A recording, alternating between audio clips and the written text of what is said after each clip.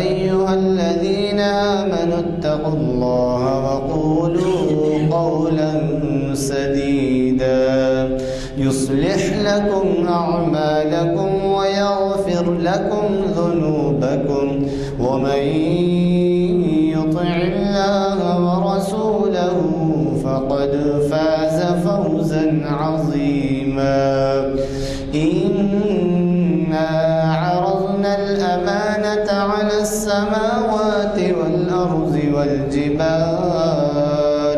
والجبال فأبين أن يحملنها وأشفقن منها وحملها الإنسان إنه كان ظلوما جهولا ليعذب الله المنافقين والمنافقات والمشركين والمشركات ويتوب الله على المؤمنين والمؤمنات وكان الله غفورا رحيما صدق الله العظيم.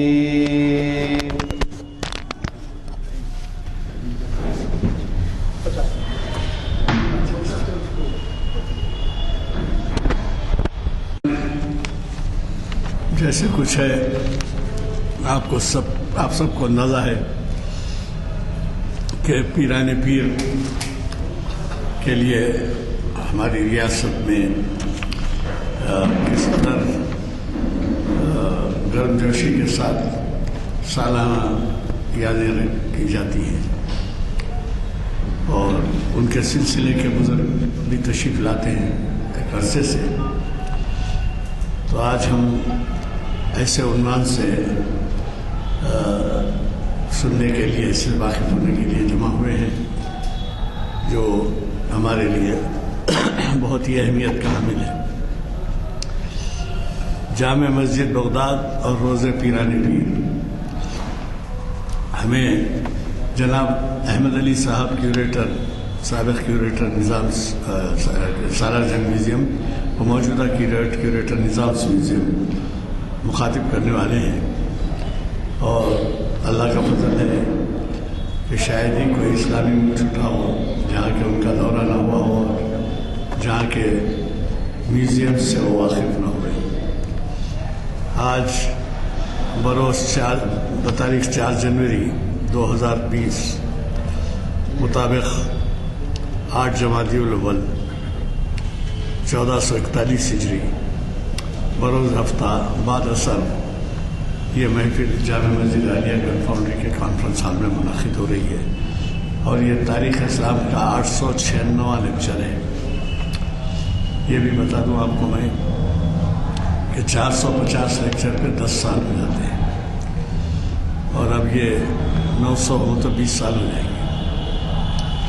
تو اس طریقے سے ہمارے لیکچرز کی کامیابی کا سہرا آپ لوگوں کے سر ہے جن کے تعاون کی وجہ سے اتنے عرصے سے یہ محافل منعقد ہو رہے ہیں.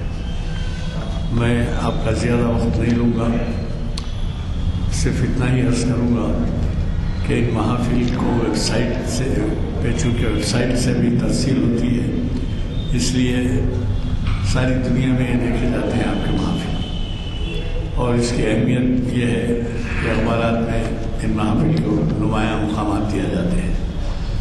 تو میں زیادہ عرض کیے بغیر اور یہ خواہش کرتے ہوئے کہ ان محافل میں زیادہ سے زیادہ نوجوانوں کو لانے کی کوشش کریں ورنہ ہمارے نوجوان آج کل نوالاب میں اور پھر اس کے علاوہ کرکٹ میچ اور ایسے مختلف قسم کے کھیلوں میں مشغول رہتے ہیں، لہذا اس کی طرف توجہ ضروری ہے. میں اتنا سب کہتے ہوئے آج کے ہمارے مقرر جناب احمد علی صاحب کیوریٹر نظام میوزیم کو دعوت خطاب دیتا ہوں. شہر نشین پر تشریف لائیں اور اپنے زرین خیالات سے استفادے کا موقع دیں.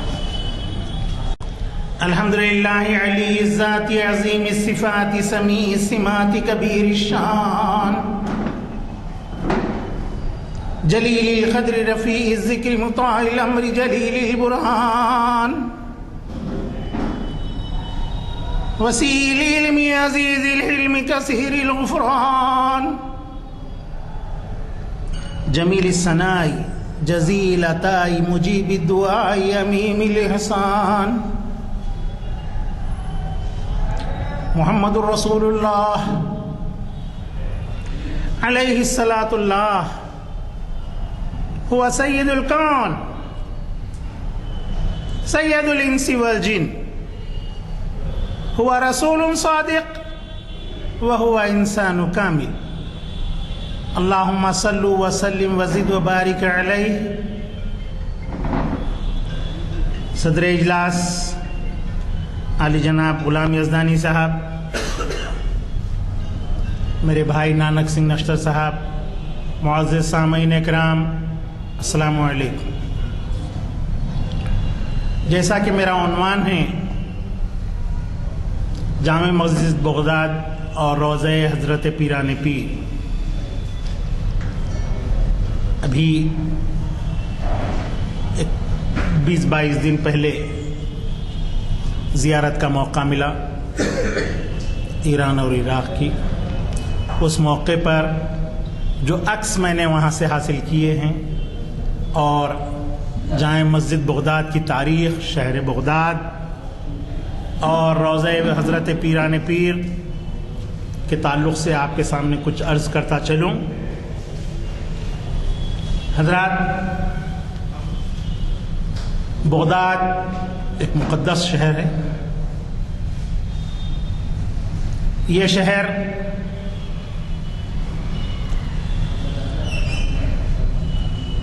مسلم خلافت کا تیسرا مرکز بھی رہا ہے.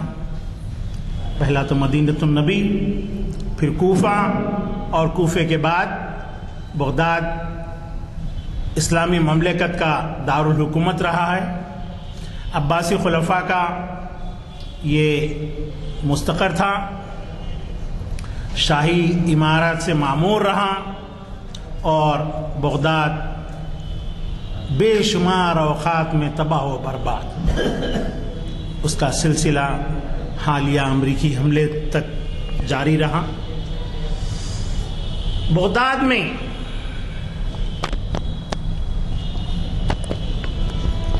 اسلامی تاریخ کا بہت ہی اہم ورثہ عمارات کی شکل میں، مخطوطات کی شکل میں اور نوادرات کی شکل میں موجود ہے. نہ صرف اسلام کا ہی بلکہ دیگر مذاہب کے بھی یہاں پر بے شمار آثار موجود ہیں. مساجد کی شکل میں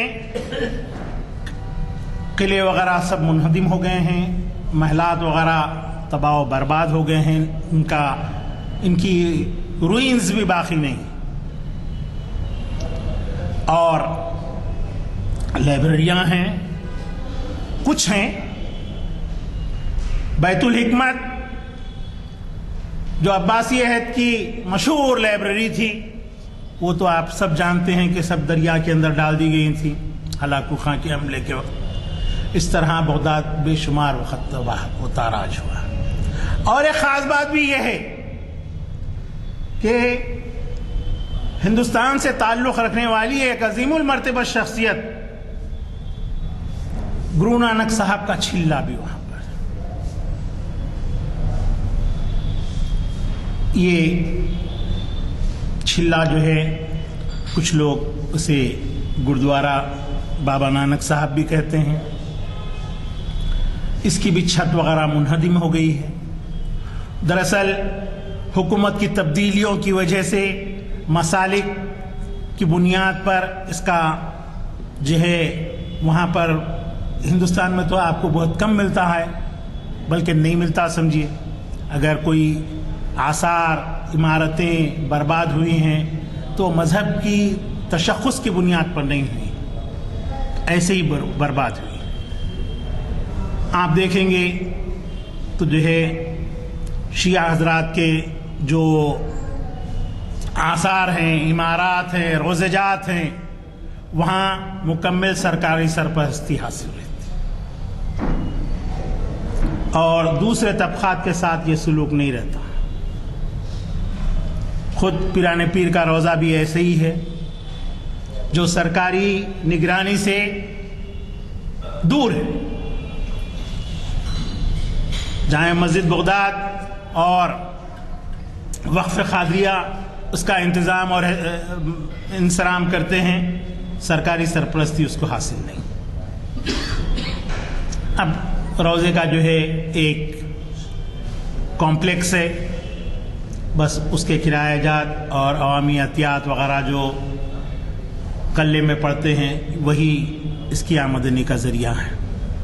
जबकि दूसरे जो रोज़े जात हैं, करबलाए माला, नजफ़ अशरफ वगैरह के, उन्हें न सिर्फ भरपूर सरकारी इमदाद हासिल है बल्कि उसके उन रोज़ाजात के अतराफ चार मीनार से नए पुल तक के इलाके में जो बाज़ारात हैं, दुकानें हैं, वो उन रोज़ाजात की मिल्क है और उसके किराए वगैरह भी वो रोज़ाजात को लगते हैं। तो इस तरह अपना पीराने पीर का रोज़ा सरकारी निगरानी में ना होने के सबब वक्फ के ज़रिए से ही चलता है।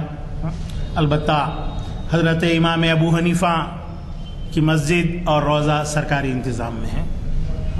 तो इस तरीक़े से बगदाद में इंतज़ाम फ़िलहाल ऐसे चल रहा है।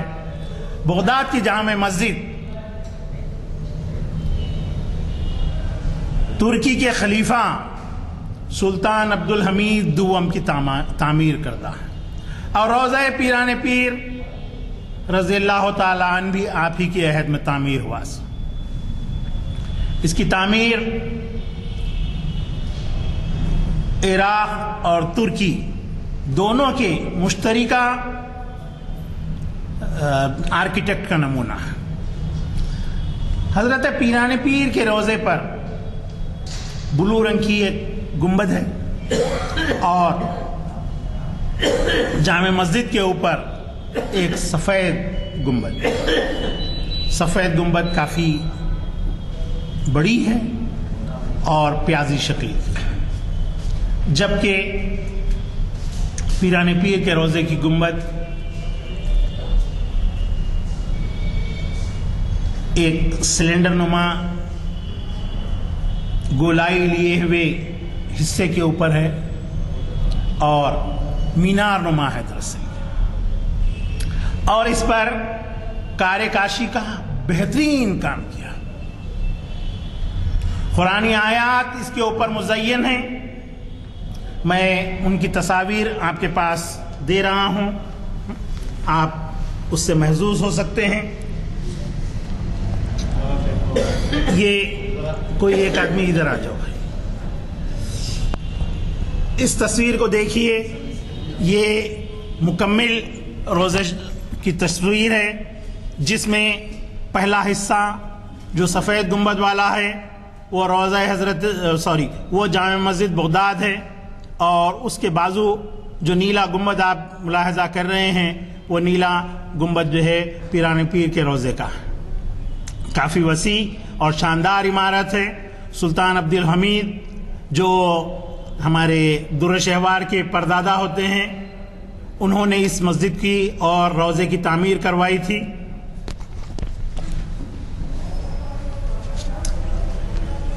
और उसी रोज़े का, उसी तस्वीर का दूसरा रुख ये शाम के वक्त का है और आपके जो है जामे मस्जिद और रोज़ा दोनों रोशनियों में नहाए हुए हैं। बिलुमूम रमज़ान मुबारक में और 11वीं शरीफ के महीने में यहाँ बहुत ज़्यादा रोशनी की जाती है।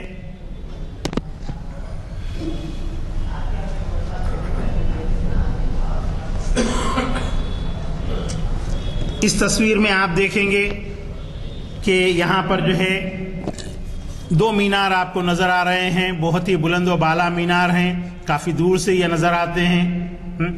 یہ دونوں مینار بھی پیران پیر کے روضے سے متعلق ہیں، اور ساتھ ہی ساتھ اس میں آپ پیران پیر کے فرزندان کے صاحبزادگان کے بھی جو ہے مزارات کے تصاویر بھی دیکھ سکتے ہیں. اور یہ مسجد کار کاشی کے کام سے جو ہے مزین ہے. یہاں پر جو بلو رنگ کا جو آپ ٹائلز لگے ہوئے دیکھ رہے ہیں، یہ کار کاشی کا عمدہ کام ہے جسے سلطان عبدالحمید نے جو ہے دوم نے جو ہے تعمیر کروایا تھا. بقیہ پیلے حصے میں جو دیکھ رہے ہیں آپ، وہ وہاں کی مٹی کی بنی ہوئی اینٹیں ہیں. اور مسجد میں جب آپ داخل ہوں گے تو بہت ہی خوبصورت جو ہے طرز تعمیر آپ کو دیکھنے کے لیے ملے گا. چوبی دروازہ جب اندرونی حصے کا آپ دیکھیں گے تو یہ چوبی دروازہ بھی جو ہے بہت ہی شاندار اور عالیشان ہے. اس تصویر میں آپ اس کو دیکھ سکتے ہیں. اور یہاں پر جو کام کیا گیا ہے، رنگین کام کیا گیا ہے گنبد کے اندرونی حصوں کے اندر، اس کام کی بھی ایک خصوصیت ہے.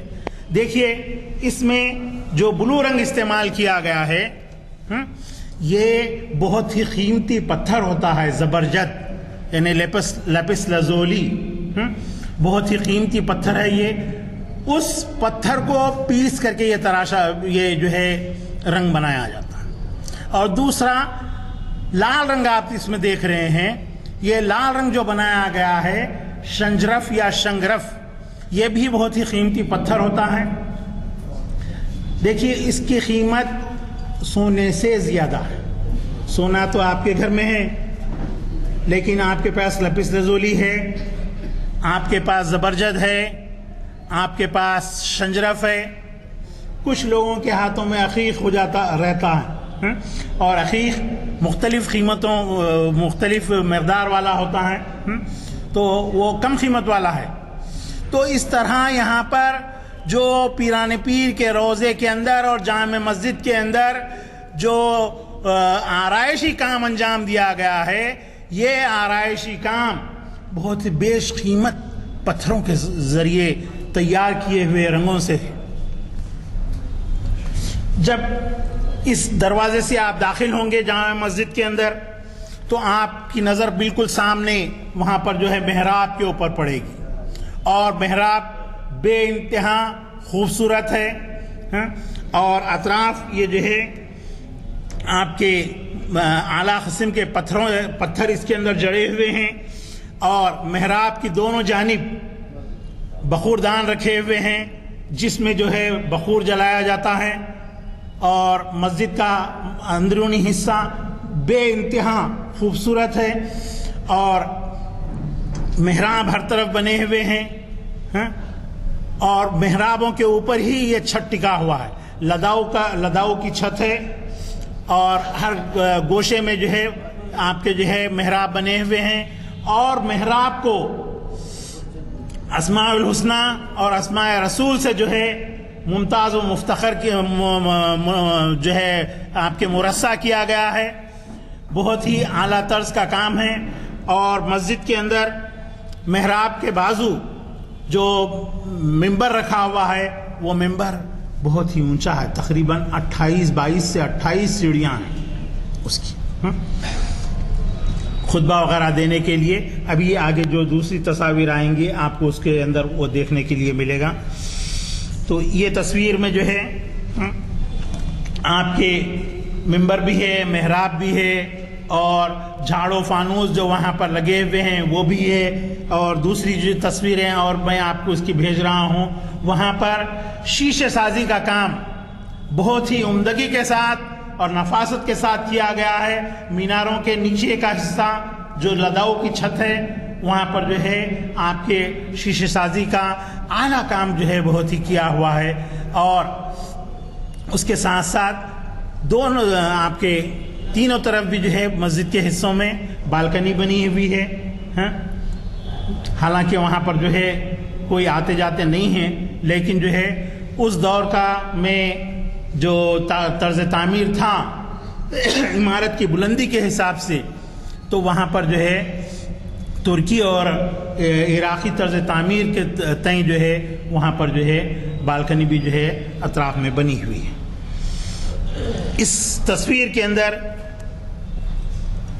منبر شریف پوری طرح سے واضح ہے اور دیکھ سکتے ہیں بالکل چھت کے پاس تک پہنچا ہوا ہے. یہیں سے جو ہے امام آپ جو ہے جمعہ کا خطبہ دیا کرتے ہیں اور محرابوں کے اوپر بھی آپ دیکھ رہے ہیں قرآنی ادعیہ اور قرآنی آیات اس دیوار کے اندر جو ہے مزین کی گئی ہیں اور بڑا ہی عمدہ جو ہے نظارہ ہوتا ہے نیچے کا بھی اور چھت کا بھی. اور یہ جو تصویر آپ دیکھ رہے ہیں اس میں ادعیہ وغیرہ جو ہے لکھی ہوئی ہے, تحریر کی ہوئی ہیں. اور چھت کے درمیانی گنبد میں جو شیشے سازی کا کام کیا گیا ہے وہاں پر اندرونی حصے کے اندر جو ہے وہاں پر جو ہے میزائننگ فلور بھی اس میں آپ دیکھ سکتے ہیں. میزائننگ فلور کا راستہ بھی آپ کو نظر آ رہا ہے اور فن شیشے سازی کا بہت ہی عمدہ اور بہترین کام وہاں پر کیا ہوا ہے. یہاں آپ دیکھتے ہیں کہ فراشا ہوٹل ہے چار مینار کے پاس, وہاں پر شیشے سازی کا تھوڑا سا کام ہے. حیدرآباد میں ایسی کئی عمارتیں تھیں جس میں شیشے سازی کا کام تھا, لیکن ہمارے کام میں اس کام کے اندر بڑی ہی جو ہے تبدیلی. حیدرآباد میں جو شیشے سازی کا کام تھا جیسا کہ سالار جنگ کا جو ہے آئین خانہ, مہاراجہ کشن پرساد کا آئین خانہ, بے شمار آئین خانے یہاں پر تھے. ہر محلے میں ہر محل کے اندر تقریباً جو ہے آپ کے جو ہے آئین خانے ہوا کرتے تھے. لیکن ہمارے پاس کانچ کے چھوٹے چھوٹے ٹکڑے بنا کر کے جو ہے اس کی آرائش نہیں کی جاتی تھی, بلکہ رنگین شیشوں کو جو ہے لگا کر کے جو ہے اس سے آرائش کی جاتی تھی. سفید اور مختلف انواع اقسام کے رنگوں کے شیشوں سے جو ہے چھتوں کو اور آپ کے پلروں کو سجایا جاتا تھا. لیکن وہاں پر جو ہے چھوٹے چھوٹے ٹکڑے اس کے تراش کر علیحدہ علیحدہ سے جو ہے ڈیزائننگ بنائی جاتی ہے اور اس کو آویزاں کیا جاتا ہے. اسی طرح مسجد کے چھوٹے چھوٹے خبے بھی اور ہیں, ان خبوں میں بھی جو ہے اس کو جو ہے بہت ہی عمدگی کے ساتھ جو ہے وہاں پر رنگ آمیزی کی گئی ہے. قرآنی آیات, اسماء الہی اور اسماء رسول صلی اللہ علیہ وسلم کو بڑی ہی عمدگی کے ساتھ مختلف خطوط کے اندر جو ہے وہاں پر تحریر کیا گیا ہے. بہترین خط وہاں پر جو استعمال کیا گیا ہے وہ خط سلس ہے, اور بعض جگہ پر جو ہے بہت ہی کم جگہوں پر خط کوفی دیکھنے کے لیے ملتا ہے. البتہ خط نص بہت ہی وافر مقدار میں مختلف جگہوں پر تحریر ہم کو اس کو دیکھنے کے لیے ملتی ہے. اور مسجد کے نچلا حصہ یعنی جو رواق ہیں مسجد شریف کے, وہ رواق اس کے اندر آپ دیکھ سکتے ہیں. اور لداؤ کی چھت میں جو چھوٹے چھوٹے خبے بنے ہوئے ہیں ان خبوں کا ٹکاؤ جو ہے اس چھت کا ٹکاؤ ان خبوں کے اوپر ہے, اور ان خبوں کو بڑی ہی عمدگی کے ساتھ بیش قیمت پتھروں کے ذریعے اس کے رنگ بنا کر اس کی جو ہے آرائش کی گئی ہے. اس تصویر کے اندر آپ ملاحظہ کر سکتے ہیں.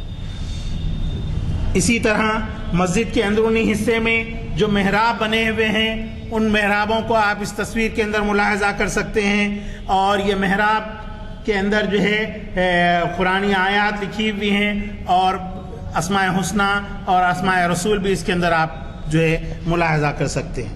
میں ابھی تھوڑی دیر پہلے آپ سے عرض کیا تھا کہ وہاں جو طرز تعمیر اس دور میں رہا یعنی تقریباً آپ کے جو ہے 1317 میں جو ہے اس کی دوسری تعمیر ہوئی تھی, آخری مرتبہ تعمیر ہوئی تھی, اور وہ تعمیر اب موجود ہے. اس عہد میں جو عراق اور ترکی کے آرکیٹیکٹ کے امتزاج سے جو تعمیرات وہاں پر ہوئی ہیں وہ تعمیرات آپ کو نہ صرف پیران پیر کے روضے میں بلکہ حضرت امام ابو حنیفہ کے روضے کے اندر بھی آپ کو دیکھنے کے لیے ملتی.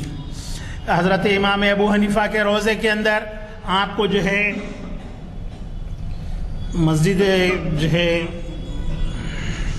علامہ اقبال نے اسپین میں جو مسجد میں نماز ادا کی تھی، مسجد خرطبہ کا انداز میں جو ہے وہاں کا جو ہے تعمیرات ہیں، وہ تعمیر حضرت امام ابو حنیفہ کے روضے میں، اور پیران پیر کے روضے میں روضے کے اندر جو زری بنائی گئی ہے، مزار شریف کے اطراف جو جالی لگائی گئی ہے، اور وہاں پر آپ کو جو ہے زنانے کو اور مردانے کو زیارت کے لیے جو ہے علیحدہ علیحدہ راستے ہیں۔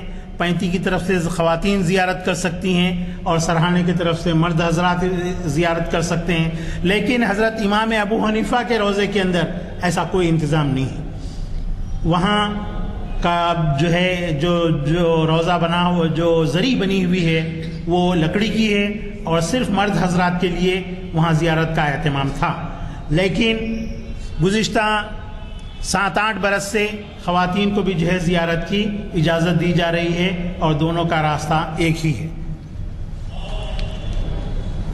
اب جو تصویر آپ کے سامنے آ رہی ہے، یہ تصویر حضرت پیران پیر کے روضہ مبارک کے قبے کی ہے، اور یہ مینار بھی روضے سے متعلق ہے۔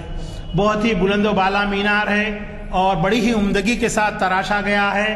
مینار کی تعمیر اور اس کی جو ہے آرائش کام جو اس پر کیا گیا ہے، وہ بہت ہی دیدہ زیب اور قرآنی آیات سے مزین ہے۔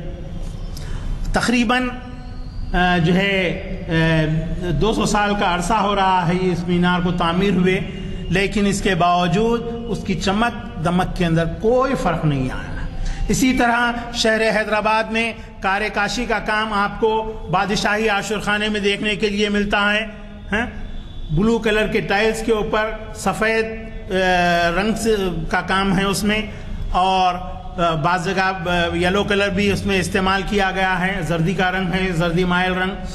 تو یہاں پر بھی آپ دیکھیں گے تقریباً 450 سال اس کام کو ہوئے ہیں، اور حیدرآباد میں مختلف ادوار میں طغیانیاں آتی رہیں، آصف جاہ اول سے لے کر آصف جاہ ششم کے عہد تک، یعنی 28 سپٹمبر 1908 تک جو ہے وہاں پر طغیانیاں آئیں، اور وہ حصہ اس کے اندر کئی دنوں تک بھیگا رہا، لیکن اس کے باوجود وہاں کا کام جو ہے کوئی کسی طریقے سے زیادہ متاثر نہیں ہوا۔ تھوڑا بہت متاثر ہوا تھا، جس کو آرکیالوجی کا ڈپارٹمنٹ جو ہے ہمارے عبدالقیوم صاحب کی نگرانی میں اس کا ریسٹوریشن کیا تھا۔ تو یہ پیران پیر کے روضے کی گنبد ہے، دیکھیے آپ، اس طرح سے سلنڈریکل ہے یہ گنبد، اور روضے میں جب آپ داخل ہوتے ہیں تو روضے کا علیحدہ دروازہ ہے، اور باہر جو ہے کوئی صاحب نے جو ہے یہ شیشے سازی کا کام کرایا ہے، حالانکہ اس کام کو کرانے سے قبل اس کے اوپر وہ بیش قیمت پتھروں کے رنگ سے جو ہے گنبد جو ہے مزین تھی، اور اس کے آگے یہ کام کوئی اہمیت نہیں رکھتا کانچ کا، وہ لاکھوں روپے کا کام ہے اور یہ ہزاروں روپے کا کام ہے، لیکن وہ بیچارے جو ہے وہاں پر جو ہے آپ کے نقیب الاشرف صاحب کو کس طرح سے اس کام کے لیے تیار کیے پتہ نہیں، چونکہ سبھی روضے پیران پیر کے روضے کے علاوہ حضرت علی کرم اللہ وجہ کا روضہ، حضرت عباس کا روضہ، حضرت امام حسین کا روضہ، یہ تمام روضے اسی طرح شیشے سازی کے فن سے مرصع ہیں، اس وجہ سے غالباً وہاں پر وہ توجہ دلائی گئی ہوگی اور یہ کام جو ہے اس کام کو ہٹا کر یہ کام کرایا گیا۔ اور یہ پیران پیر کے روضے میں داخل ہونے کا باب الداخلہ ہے، پہلا باب الداخلہ ہے، اس کے بعد آپ کو اور دوسرے 2 اور باب الداخلے ملتے ہیں۔ یہ دوسرا باب الداخلہ جو ہے بڑے لکڑی کا ہے اور بہت ہی نفیس کام اس کے اندر کیا ہوا ہے، اور کاریگروں نے اپنی فن کی مہارت کی بلندیاں اس کے اندر چھوڑی ہیں۔ آپ جب قریب سے اس تصویر کو دیکھیں گے تو اس میں جو انگریونگز کی گئی ہیں وہ بہت ہی قابل دید ہیں، اور چھت اندر جو ہے شیشے سازی کے کام سے جو ہے مرصع ہے، اور اس کے علاوہ روضہ شریف کے जाली मुबारक यानी मवाज शरीफ, जरी जो है इस चौखंडी को कहते हैं, ये बहुत ही उम्दगी के साथ तराशी गई है और तकरीबन तमाम रोज़ेजात के अंदर जाली मुबारक इसी नौइयत की नज़र आती है, सिवाय इमाम अबू हनीफा रज़ियल्लाहु ताला अन्हु और इमाम गज़ाली की। और ये शीशे साजी का काम वहाँ पर आपको जो है देखने के लिए मिलता है। रोज़े के सामने के हिस्से में जो रिवाक़ बने हुए हैं, उन रिवाक़ों के अंदर भी लदाऊ की छत है जो छोटी छोटी गुंबदों के ऊपर मुहित है, और उसके अंदर भी जो है इस तरह का जो है रंग आमेज़ी का काम किया गया है। फर्श मुबारक भी जो है बहुत ही उम्दगी के साथ बनाया गया है, और इत्तेफाक की बात यह है कि यहाँ पर फर्श को जो जिन पत्थरों से मुज़य्यन किया गया है, ये पत्थर हिंदुस्तान के भेजे हुए हैं, और इसका भी काम एक हिंदुस्तानी ने ही करवाया है।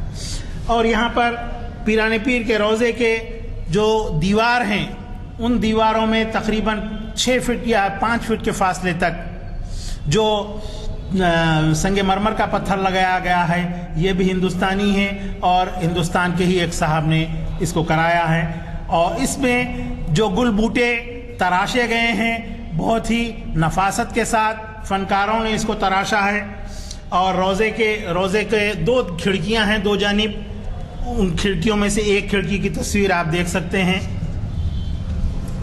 और फिर रोज़े के पास से ही अंदरूनी हिस्से में जो है पीराने पीर का हुजरा मुबारक जो रिहायशी हुजरा था, वो हुजरा भी वहीं से अंदर जाता है, लेकिन वहाँ पर जाने नहीं दिया जाता है, वहाँ पर बैरिकेड लगा दी गई हैं। और रोज़े के बाहरी जानिब नक़ीबुल अशरफ सैयद सलमान रहमतुल्लाह अलैह का मज़ार है। इस तरीक़े से वहाँ पर आपको 2 और मज़ारात मिलते हैं। साहिबज़ादागान के मज़ारात बाहर हैं, बाहर के हिस्से में हैं। रोज़ा अशरफ के बाहरी हिस्से में जो है जुनूबी जानिब जो दरवाज़ा है, और वहाँ की जो तर्ज़ तामीर है वो इस तरह से है। तो यहाँ तक कि जो तामीरात जो आप मुलाहज़ा कर रहे हैं, ये तमाम की तमाम तुर्की खलीफा सुल्तान अब्दुल हमीद दुव्वम के अहद की तामीरात हैं ये। और सुल्तान ने मस्जिद के दरमियान में एक बहुत ही बुलंद व बाला टावर तैयार किया है। उस टावर के ऊपर जो है चारों जानिब घड़ियाल नस्ब की गई हैं, और उस पर जो है सुल्तान के बेटे का नाम का कदवा लगा हुआ है, जिन्होंने इस घड़ी को यहाँ पर नस्ब करवाया था। बाद के दौर में यानी आज से तकरीबन 20-22 साल पहले जब कि जो है सद्दाम हुसैन यहाँ के जो है हुक्मरान थे, उन्होंने मेहमानों के रिहाइश के लिए मेहमान खाने तामीर करवाए, सहन के अंदर जो है फ़र्श करवाया, और इमारत को जो है सहन में और इमारत के अंदर जो है बरक़ी खुमखुमे वगैरह तनसीब करवाए। तो ये विक्टोरियन अहद के जो है बरक़ी खुमखुमे वहाँ पर आपको देखने के लिए मिलते हैं। और पीराने पीर रज़ियल्लाहु ताला अन्हु ने अपने अहद में एक कुआं वहाँ पर खोदा था। उस कुएं का पानी जो है आपके जो है आबदार खाने तक पहुँचाया जाता है, और इस आबदार खाने से जो है लोग वहाँ का पानी से फैज़ आब हुआ करते हैं। और इसके साथ साथ पीराने पीर का जो मदरसा था, मदरसे निज़ामिया, उस मदरसे निज़ामिया के इस गेट की तस्वीर यहाँ बाकी रह गई सो है, और नई जामिया अलहदा पीछे इसलिए में तामीर की गई है।